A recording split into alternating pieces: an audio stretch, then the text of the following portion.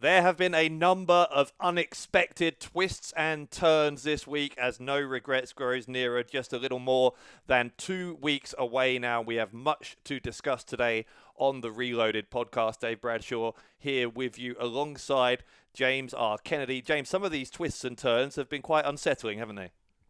It's a long and winding road towards No Regrets. We've got a new championship challenger, and, I'm not going to change my mind. We'll get to it in a little bit, but I'm not going to change my mind over exactly who is going to win that No Regrets Rumble. Yeah, the 30-man No Regrets Rumble, the third annual No Regrets Rumble coming up in Manchester on May 25th. And as you say, the other part of the main event, the world title match, has been settled now as well. We know it will be Mark Haskins who takes on Rampage. We'll get to Haskins in just a few moments' time, but obviously we need to start this week's podcast by talking again about Rampage, the world champion. Now, this time last week, we were discussing what decision we thought Rampage might make in this battle for his soul, as we called it, between Justin Sizem and Rory Coyle. Well, I have the somewhat grim duty to report, if you didn't see Loaded this Sunday, that Rampage chose chaos over order. He has sided with Rory Coyle, attacked Justin Sizem, and I'm still trying to get my head around exactly what that means for everyone here in Defiant Wrestling. First of all, does it mean that Rory Coyle, despite losing the title to Rampage at Lights Out, actually has got what he wanted and that he won?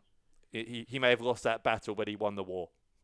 Here's what I think, and we might hate to do this, but you, I, the entire viewing world, anyone who watches Defiant Wrestling, anyone involved in Defiant Wrestling, we all have to give Rory Coyle credit, because he said all along that he was going to bring out that monster in Rampage, and he's done it. The alpha male, the best wrestler, all that stuff is gone, and in its place stands a beast of Rory Coyle's making. So, as much as we fear Rory Coyle, and I don't want to use a word as strong as hate Rory Coyle, we might hate what he's done, but, I'm incapable of hate personally. I don't know about you, but we have to give Rory Coyle credit. We almost have to stand in awe of what he has achieved here in Defiant. No one saw this coming. It was unbelievable. Now, the thing that I think frightens me about it, and I know that's a strong word, but frightened, I think, is the word here. When you think about what this means, this combining of Rory Coyle and Rampage, is that Rampage until now, we know what a force he is, we know what a physical presence he is, but he's always been, in some ways, I've always felt that he was in some way like the sort of the moral pulse of Defiant. He was the guy who would deliver justice when people got out of line. He was the one you could always count on to be there to make sure things didn't get too out of hand in Defiant. But now what Coyle has been able to do is he's been able to weaponize that power of Rampage for much more sinister ends. And now when you've got the sheer power of Rampage with the ends in sight that Rory Coyle has, where he's looking to do incredibly dark and disturbing things here in Defiant Wrestling, Coyle on his own may have had those objectives. He might not have been able to get them done on his own, but to have Rampage as his weapon of mass destruction here in Defiant makes him so much more dangerous and makes everything so much more uncertain. Like, what on earth do we say is going to happen to anyone? We're going to talk about Mark Haskins in a minute. What on earth might happen to Mark Haskins in his title match at Lights Out? What going on if Rampage wins that match? Whoever comes next, what might happen? It's so dangerous now for everyone because of this alliance. And that's an interesting word you use, Dave. Weaponize. And we saw a weapon in Rampage's hands, and what a sickening steel chair shot that was, right to Justin Sizem's head. No one saw it coming. No one expected it, least of all Sizem. Previously he'd spoken man-to-man, heart-to-heart with Rampage about making the right choice. Do not go down this destructive path which Rory Coyle wants you to go down. Take a step towards the light, man. Do the right thing. You are the one we all look up to. a great representative for Defiant as champion. You always have been since day one, a world-class professional, and now Rampage has thrown all that away. And we don't know why yet. We don't know why Rampage has aligned with Rory Coyle. All I can say is it looks to me like Coyle has manipulated his way into Rampage's brain, and he has changed this man for the worse. Now, as you say, Bradshaw, together, you put Rory Coyle's brain and Rampage's brute strength together, that is one hell of a package. And you're absolutely right. Yes, Mark Haskins, the next challenger for that Defiant Championship. Justin Sysum, we don't know what condition he's in. We don't know if we'll ever see him again. Everyone else, they must be on notice, because Rampage and Coyle together is 100% pure destruction. Is that right, what you said about Sysum, though? That he didn't see this coming? Because, we talked about this last week, but the fact that Sysum felt the need to go out there 2 weeks ago and intervene before Rampage had the chance to make a decision whether to shake Coyle's hand or not suggests that that Sysum, who knows Rampage more than most people, suspected possibly that Coyle was starting to get inside the head of Rampage, and I wonder, I get the impression that Sysum, knowing Justin Sysum a little bit, I suspect he'll feel guilty that he wasn't able to stop this transition in Rampage from happening, where he's joined Coyle. But in Sysum's defense, he's the only one who saw it coming.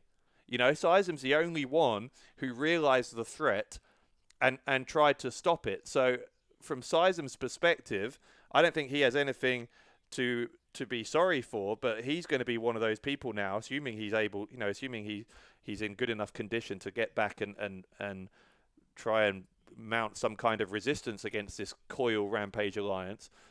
Sysum's one of those guys who's going to have to find a way to neutralize that threat. And again, I don't know how Sysum or anyone else does that. These two combined, Coyle and Rampage, represent a power the likes of which I don't know if we've seen in Defiant before. Well, I would agree with you. And as for Justin Sysum, he thinks of himself as a superhero, and in many ways he is. I mean, we see the way young children, not even young children, adults as well, they look up to this man because they see him as a beacon of hope. They know that his words have conviction. He truly believes in what he says, and he truly believed that Rampage would do the right thing. In the end, it didn't happen, but the mark of any great hero is how they come back from that adversity, right? And Justin Sysum, he now must overcome not only Rory Coyle and the devastation he's brought, but Rampage as well. And here's a question for you. We're talking about how Justin Sysum will react to Rampage and Rory Coyle, but you touched on it earlier. Mark Haskins, the new #1 contender, he will meet Rampage at no regrets. What must be going through Haskins' mind at the minute? Because previously he would have thought, I want this shot to go one-on-one with Rampage, a man I know very well and have done for years now. But the big question is, does Mark Haskins know this Rampage? Yeah, that's a great question, because again, as you say, Haskins is another one of those guys who, given his experiences with Rampage elsewhere in the UK, who you would expect would be familiar with Rampage. But that's right, I don't know if he's ever seen quite this version of Rampage. Haskins will know just how dangerous Rampage is in terms of a physical threat. Don't get me wrong about that. But he doesn't...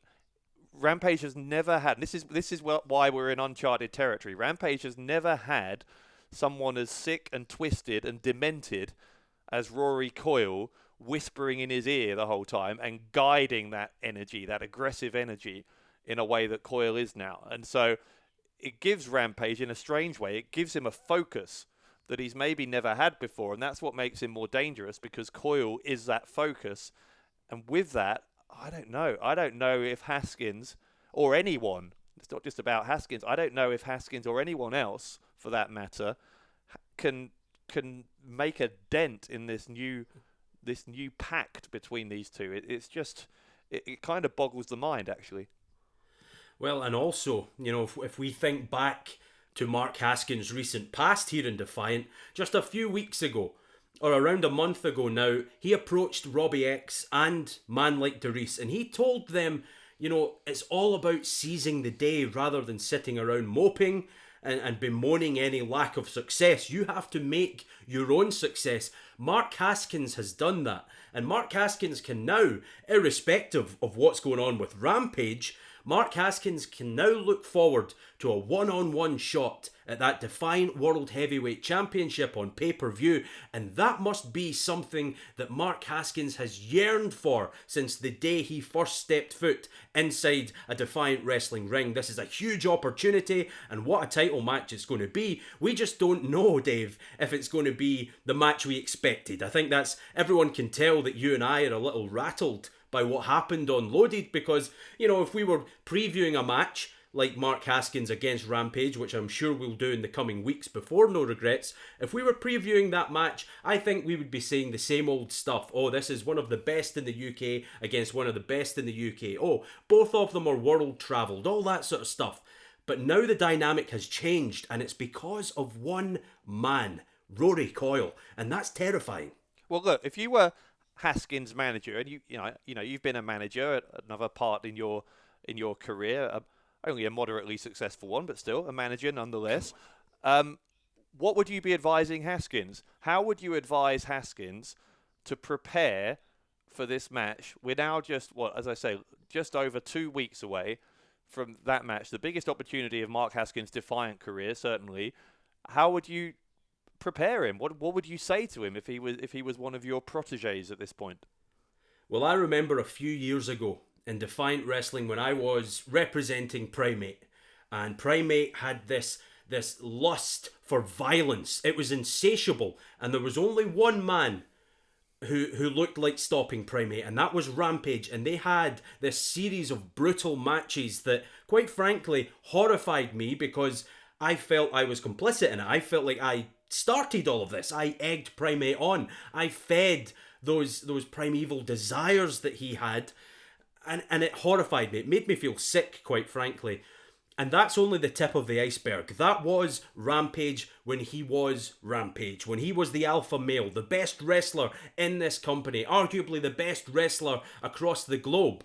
Now Rory Coyle has brought something else out in Rampage that is another level of hell entirely. If you're a manager or an advocate or anything, if you represent Mark Haskins, I'm sure Vicky Haskins has concern. You know, she's the wife of Mark Haskins, and she knows full well that her man will do everything. Often she tries to help as best she can. He will do everything in his power to be successful. She supports that 100%. But if you're Vicky Haskins, you're looking at this from a humane standpoint, because Mark Haskins, he might go in there expecting the old Rampage, and he could find something else entirely. It might not end well.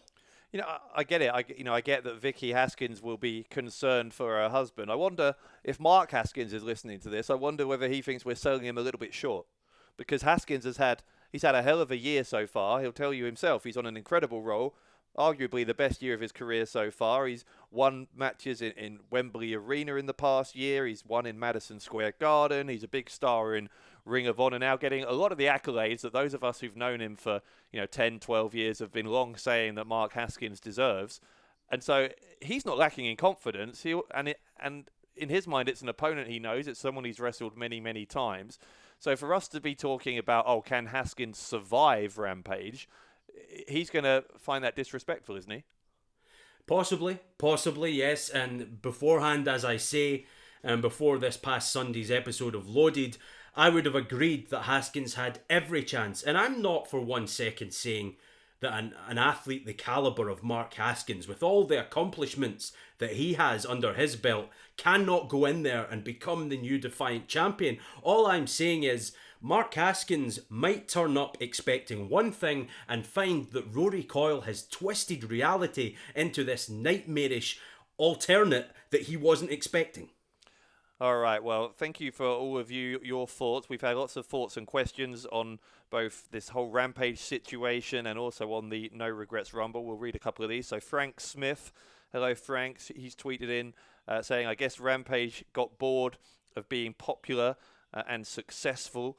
Maybe that's why he agreed to join with Rory Coyle. We've had a couple of questions as well about the No Regrets Rumble. Kimmy, who often tweets in, has asked, what's your early winner prediction for the No Regrets Rumble? I already know Kennedy's. Yeah, we do know what yours is, but I'd like to know Bradshaw's pick as well. Well, I'll tell you in a minute.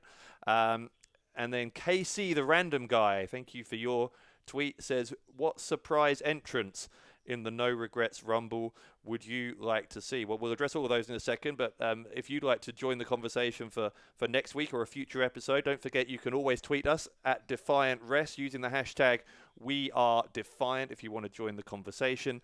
Lots to talk about at the moment. So on that note, we'll shift away from Rampage and Haskins and all of that and talk briefly about the latest that we know about the No Regrets Rumble. Now, we already knew last week that Gabriel Kidd, God help us, has drawn number 30, the best possible draw in this year's No Regrets Rumble. We now know that his arch rival, David Starr, who's had a pretty poor run of luck recently in Defiant, well, that bad luck has continued. He has drawn number 1 in the No Regrets Rumble, which put him in a pretty foul mood given that it came on the same day this past Sunday as he was unsuccessful in that three-way match against Haskins and Nathan Cruz, where Haskins became number 1 contender.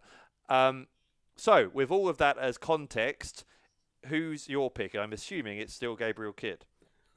I said at the top of the broadcast, nothing has changed there. There's no way anyone is going to make me shift from Gabriel Kidd. Not only is Gabriel Kidd the number 30 entrant in this year's match, which is the prime spot. It's the spot that everyone wanted. But Gabriel Kidd has grown up immeasurably over the past few years here in Defiant, and I believe he is now primed to take his destiny, win that No Regrets Rumble, become the number 1 contender for the Defiant Championship, and inevitably become champion. But Dave, you already knew my pick, so come on, don't leave me hanging. Who is your pick?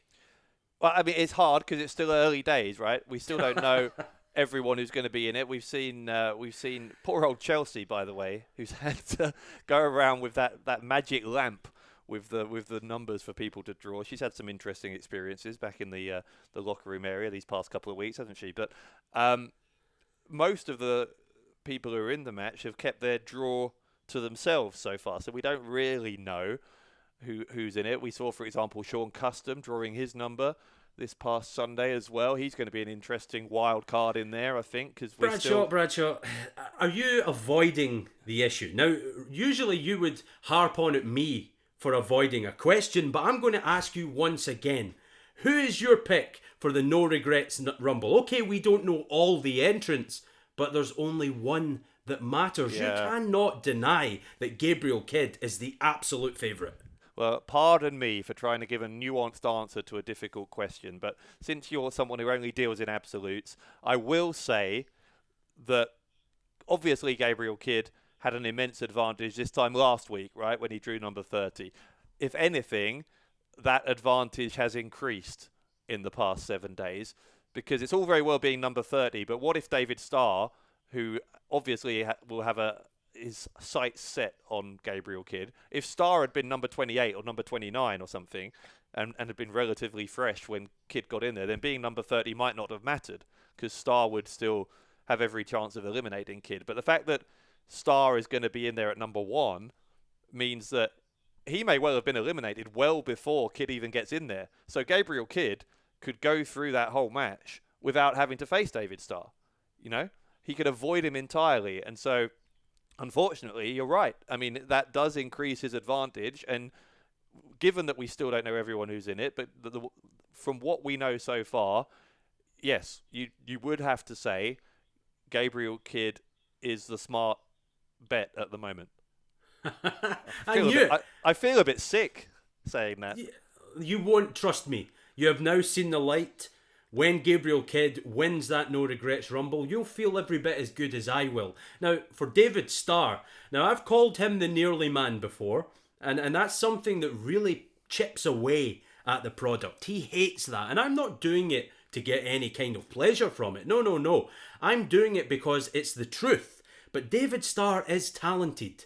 He is very, very talented. He is one of the best independent wrestlers around today. There's no denying it. Well, no one can deny it. Yeah, I mean, look at the week he's had, right? He's just won the super strong style 16 in Progress Wrestling, one of the biggest 16-man tournaments that there is in independent wrestling, and against some incredible talent. So David Starr is right up there in terms of the best independent wrestlers on the planet. There's no doubt about that. And he isn't the nearly man in some other places, but he has been in Defiant, and that is a fact at this point. And I don't think even Starr would dispute that he's come close but fallen short on a number of occasions. What I don't get really is why Gabriel Kidd feels the need to antagonize Starr about that even more.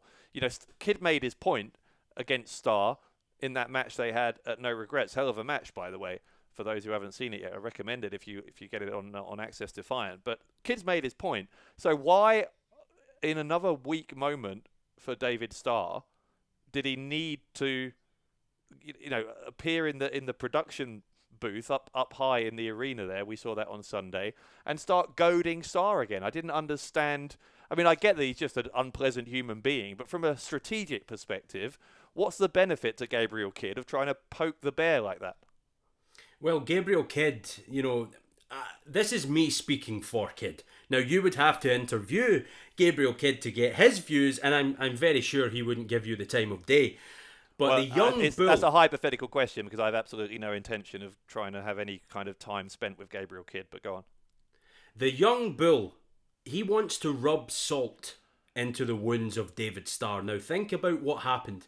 David Starr had another chance. That three-way match with Mark Haskins and the professional Nathan Cruz, and David Starr couldn't get the job done. Now, Haskins punched his ticket to No Regrets by making Nathan Cruz tap out, not David Starr, but the end result is still the same. Haskins goes to No Regrets to challenge for the championship. David Starr doesn't. And that, compounded with the fact he is number one in the No Regrets Rumble, it must have been unbearable for him on Sunday. Gabriel Kidd pops up out of nowhere and he rubs salt into David Starr's wounds. Yeah, and why? Then, but hang on, why? Why though? Because other than just unbridled cruelty, because he likes being awful to people. Why do that if you're Gabriel Kidd? That's what I'm trying to. I mean, it's probably an uphill battle to try and understand any of the reasoning of Gabriel Kidd, but that's what I'm trying to do here. What's the point? Other than just to be horrible, what is the point of Gabriel Kidd doing that? Why do that to David Starr? Psychological warfare, maybe. That's all I can think of. Gabriel Kidd dislikes David Starr's approach to many things. Now, I think deep down, Gabriel Kidd would probably acknowledge that David Starr is a world-class professional wrestler, but Gabriel Kidd at the same time believes he is the best wrestler in Defiant, and David Starr, despite his success elsewhere around the world, he hasn't been able to parlay that into Defiant yet. He's been the nearly man time and time again. Gabriel Kidd rang off some of that on Loaded, but then to compound Starr's misery, Joe Hendry comes out and starts sticking up for David Starr. The product didn't want any of that. He and Hendry ended up nose to nose as well. So David Starr, there's a lot on his plate right now, and he better be careful, because going into that No Regrets Rumble, he's already got an arch nemesis in Gabriel Kidd. He has an end goal in sight. Survive all the way until Gabriel Kidd comes out as number 30, then eliminate him and take the spoils of victory. David Starr best be careful that he doesn't make more enemies before that No Regrets Rumble, and he's in danger of doing that by besmirching the prestigious one.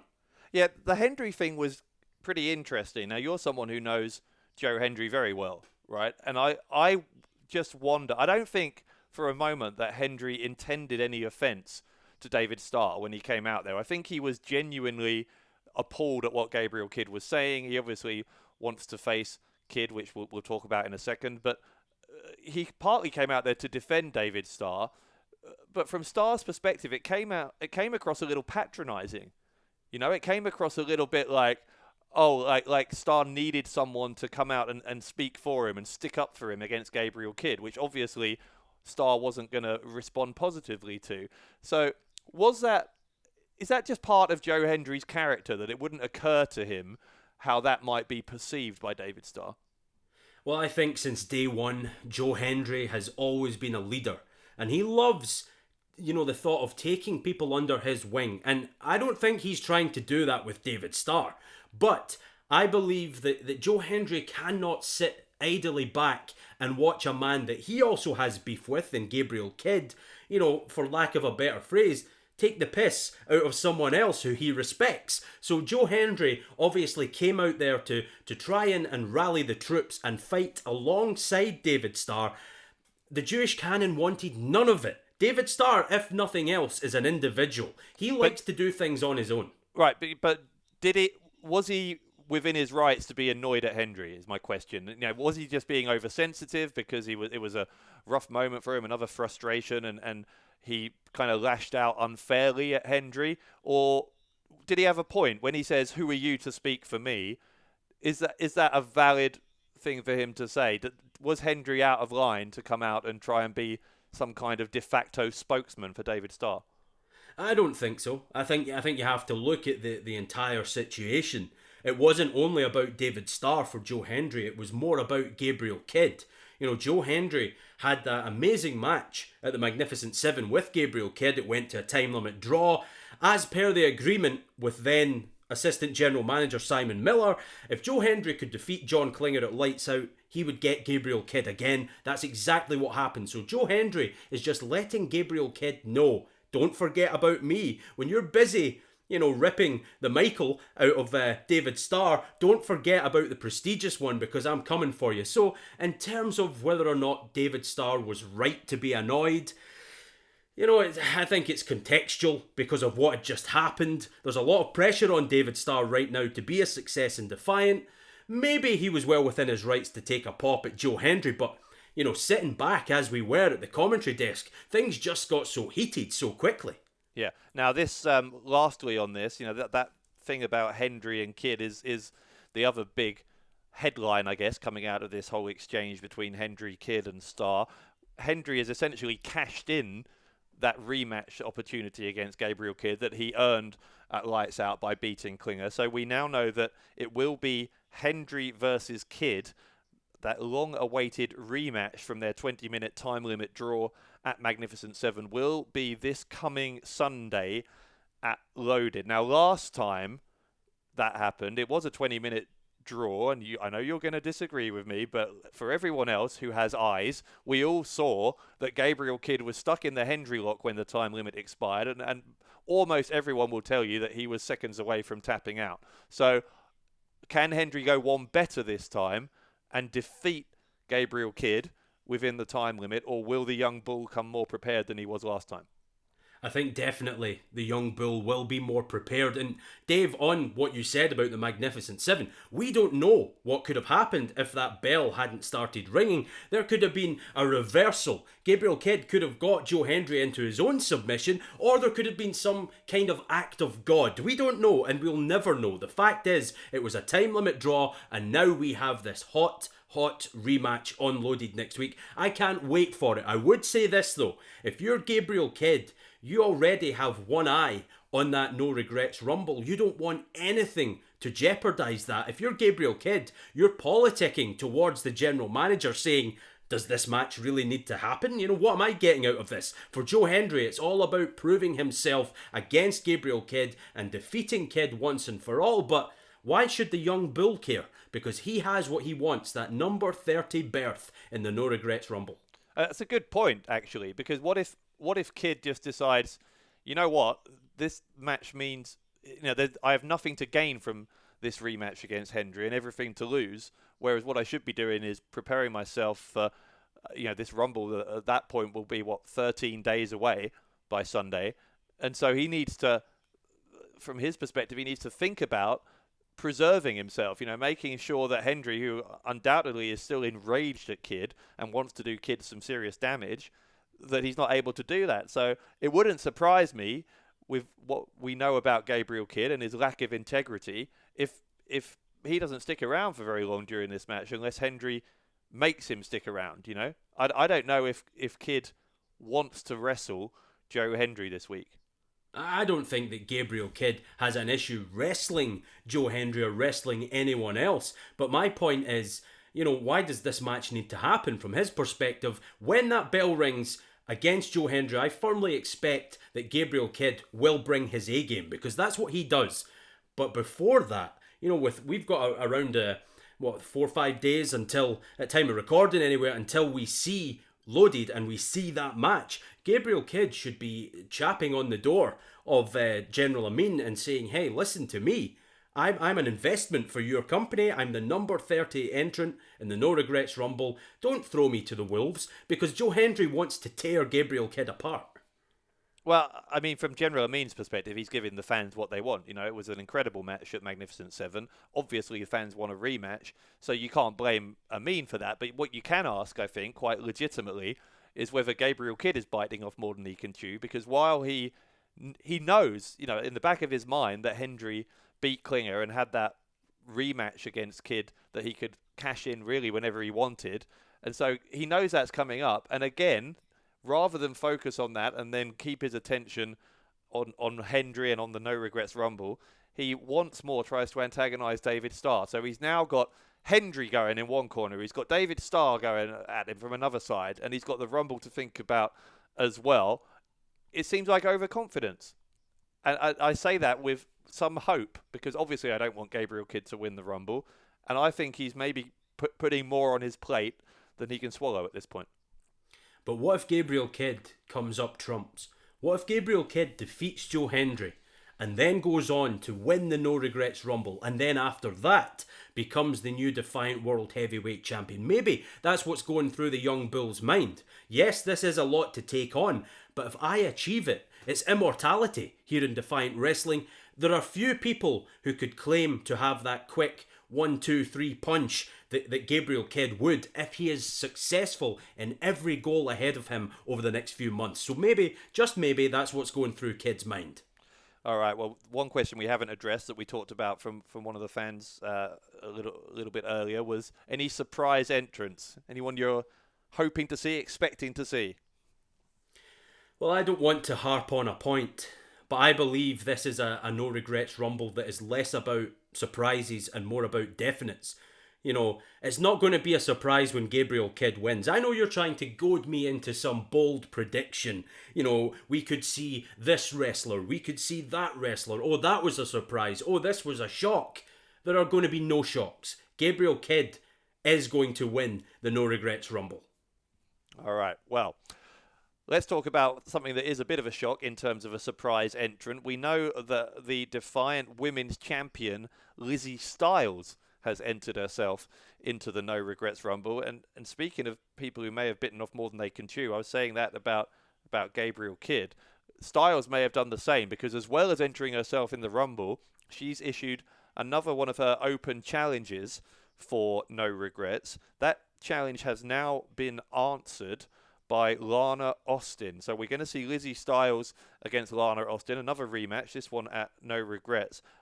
Last time Lizzie Styles obviously was successful.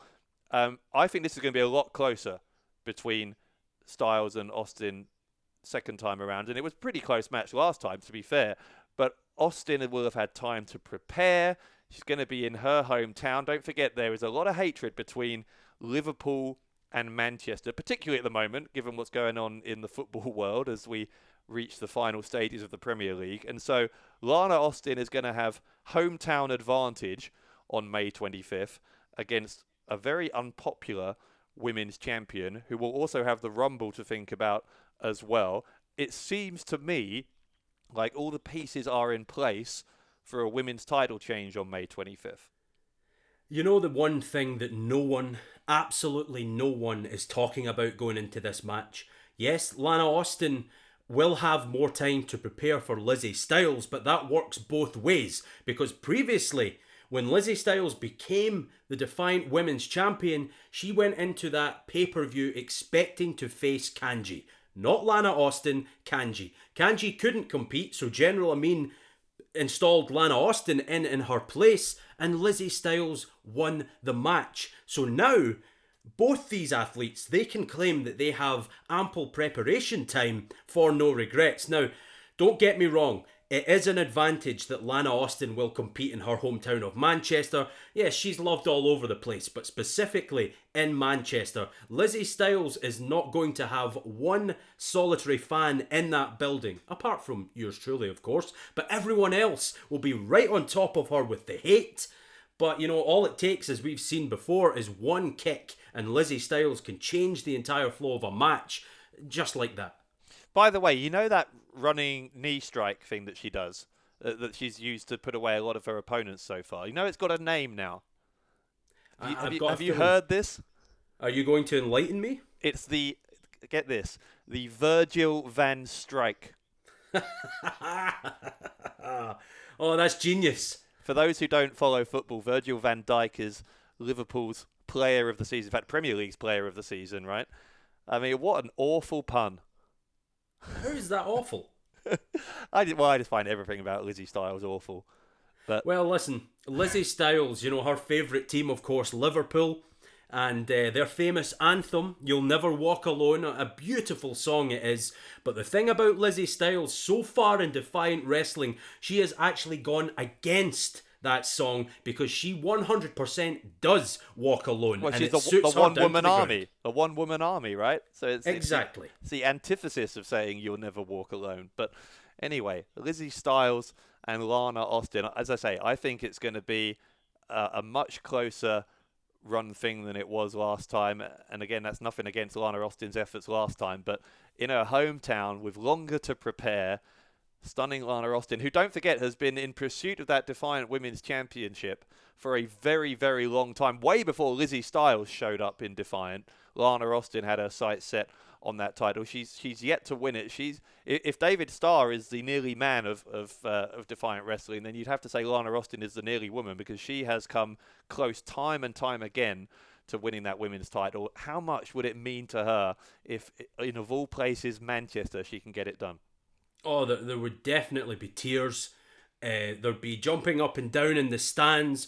Manchester would be overwhelmed, because what a victory that would be for Lana Austin. And listen, as much as I admire the exploits of the one-woman army Lizzie Styles, stunning Lana Austin is one of the best female wrestlers in the UK. She 100% is. And there is no reason why, you've alluded to it, Bradshaw, the stars are aligning, if you like. More preparation time in her hometown. Could this be the moment where stunning Lana Austin pulls off that stunning victory and holds that stunning championship above her stunning head? All right, well, we'll find out in just over 2 weeks' time. Lizzie Styles and Lana Austin at No Regrets.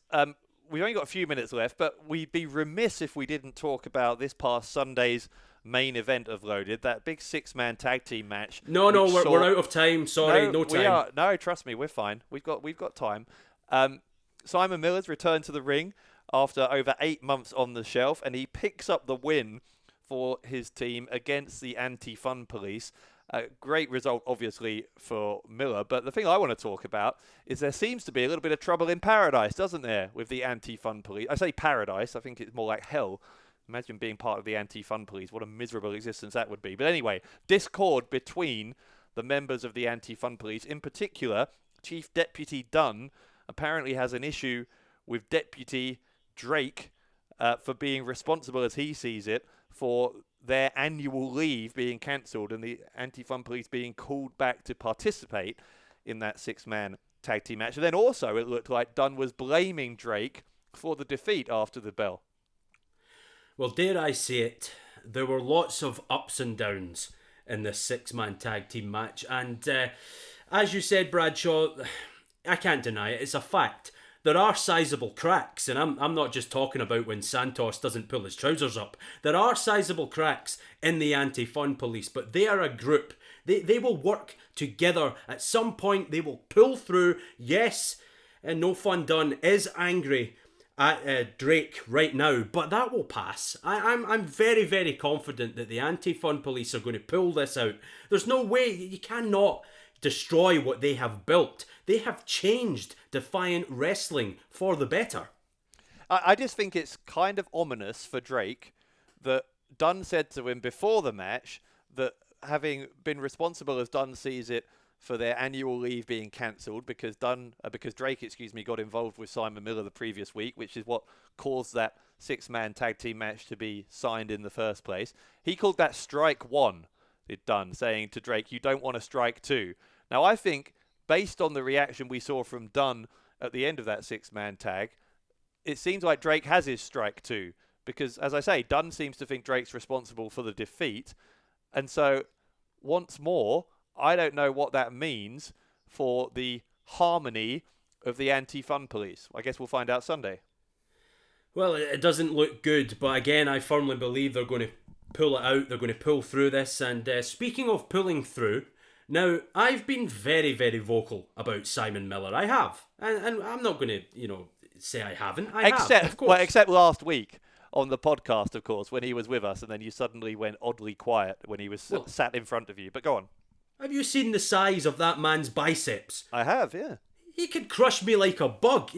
I'm a very clever man, Bradshaw, and part of my smarts is knowing when to get the hell away from danger. Simon Miller has worked so hard to return to the ring, and he does have one of the best physiques that I've ever seen in Defiant. But I have to ask you, what the hell was that run the ropes head slap thing all about? He'll never become a champion with that sort of thing. Nobody has ever won titles by running the ropes 2 or 3 times and then dropping any sort of strike on a downed opponent ever. Well, that's demonstrably not true, but I do think that the move needs a name. I said this on Twitter this week, actually. So if anyone's got a name for Simon's move, we saw it the very first thing he did when he got in the ring during that 6-man tag, where he ran the ropes and then slapped his opponent around the head, like he slaps himself in the head when he's doing those videos on YouTube. If anyone has a name for that, we would love to give it one. So feel free, again, to tweet us. Use the hashtag #WeAreDefiant, and we'll try and get a name for Simon Miller's Head Slap of Doom, which is my working title for it. But I think we can get a better name than that. Have you got anything? We can definitely get a better name than that. Well, we'll find out. Right, that's just about it. That's all we've got time for this week. Oh, other than to briefly preview what we've got coming up this Sunday on Loaded. We've talked about Rampage and his relationship with Rory Coyle. We've talked about his upcoming match with Mark Haskins. But one thing we haven't mentioned is another potential spanner in the works. General Amin has now signed a match, a non-title match for Rampage this Sunday against Aussie Open's Kyle Fletcher. Now, if Fletcher wins this non-title match, he will be inserted into that title match at No Regrets, and that would become a 3-way. So if Fletcher beats Rampage on Sunday, it will become Rampage, Haskins, Fletcher in the world title match at No Regrets. What are your thoughts on that, briefly?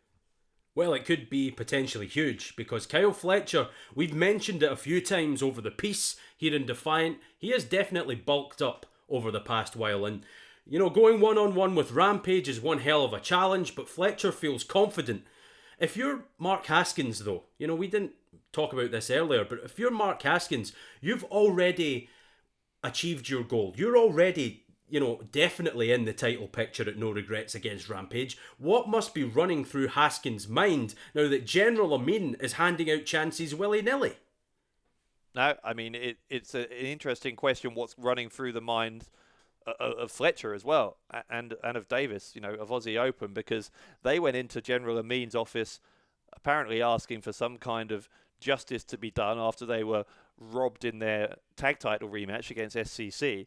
But that's not what happened. In the end, Fletcher walks out of that meeting, if you can call it a meeting, with this match against Rampage. So, I don't know. It's very unpredictable, isn't it, what happens when you go into a meeting with General Amin?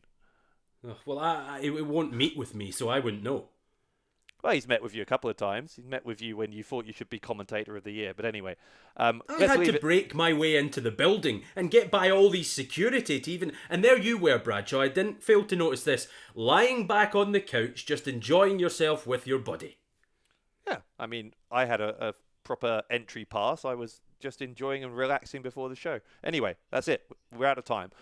Before we go, though, just tell us how people can follow you on Twitter or on Instagram, whatever social media is your flavour of the week. Well, you can find me on both Twitter and Instagram at Top Class Kennedy. And currently, Dave, I'm looking for a lovely lady, emphasis on that, to accompany me to the ring in Manchester at No Regrets. So, if you're a looker, you don't smell, and you definitely didn't form any 90s pop bands called Hanson, then hit me up. And emphasis on the don't smell, by the way, because I can't be strutting my stuff in front of millions only for some warthog to stink up the place. Leave that to Bradshaw. By the way, I accompany you to the ring normally, don't I? So I don't know why Why are you not satisfied with going to the ring with me?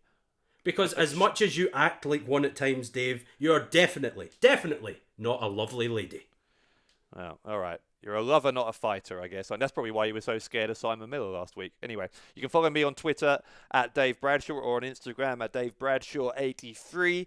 As I said, you can tweet us at Defiant Rest. Use the hashtag #WeAreDefiant. Thank you for all of your questions this week and keep those coming. We are on the road to No Regrets in Manchester, May 25th.